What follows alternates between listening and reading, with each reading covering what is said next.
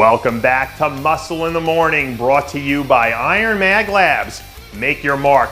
I'm Dave Palumbo, and today is Wednesday, July 26, 2017.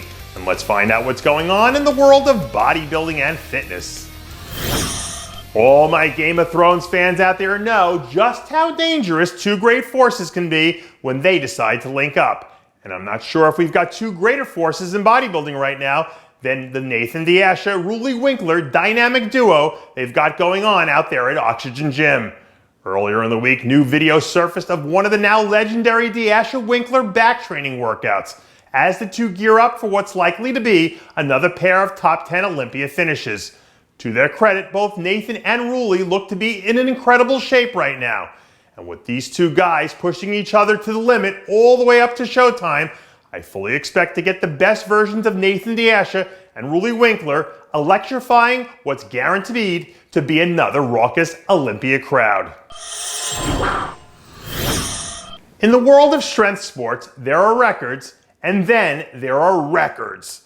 And for the fourth time in his Hall of Fame career, former 212 standout Amit Sapir was out there breaking records. Last weekend, Sapir made history again and further cemented his legacy as one of the greatest pound-for-pound lifters of all time when he set the 181-pound no-wrap squat record by smashing an incredible 762 pounds with ease. With that lift, Sapir became the only man in history to hold all-time records in 4 weight classes at the same time, which is a feat that I'm not sure will ever be matched at any point in our lifetime. Even if he officially retired his posing trunks, as far as I'm concerned, Sapir is still one of the strongest bodybuilders on the planet. And for any of you out there who want to dispute me, I once again refer to the great American philosopher Jay-Z. Men lie, women lie, numbers don't.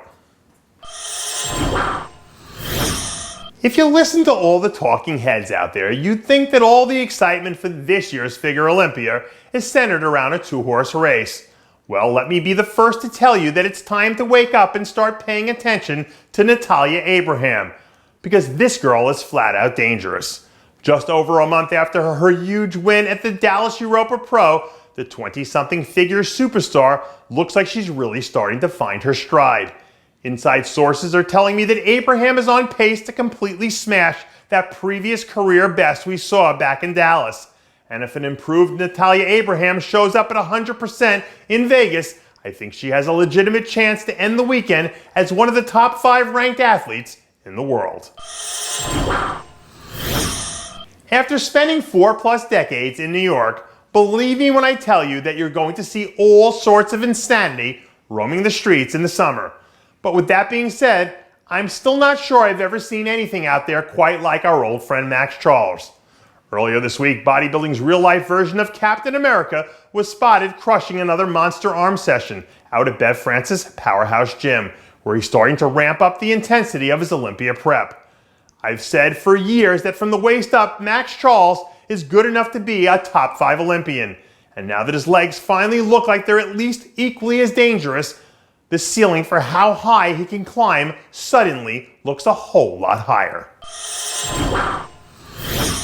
I know the Toronto Raptors have been making some headlines for some of their off-season moves as of late, but as far as I'm concerned, it's the Canadian bodybuilding scene that should be making the back page headline. Over the week, we saw some signs of life from Canadian 212 star Aine Watson, who looks to be well rested after spending some time flying below the radar. The latest training video coming from the former Olympian seems to show him still firing on all cylinders, looking awfully close to the guy we saw march into Columbus and score a top 5 finish at the Arnold.